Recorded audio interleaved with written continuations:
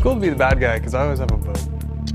I always get to decide when and where I want to fight. I get to decide what assets I want to bring to the fight.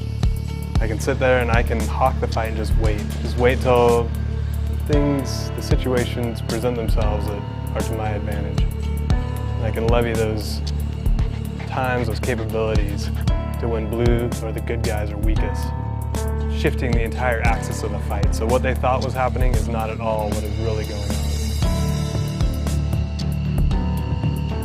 That red star should induce panic, should induce terror. When you see me taxi by with my helmet on and my red star slapped on the back in a different colored F-16, you should start second-guessing your game plan.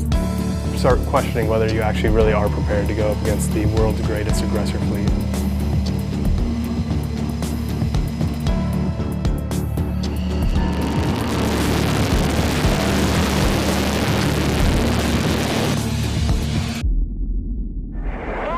Box one.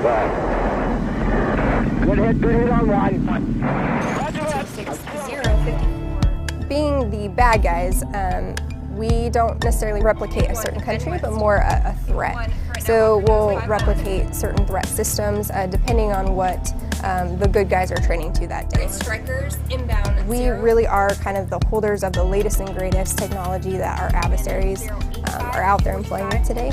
So that's kind of the fun part in the training. So we not only train them air to air when we're actually flying and employing against them, but also out there day to day we can brief them in mass, not only pilots but also intel and whoever else wants to hear those briefs.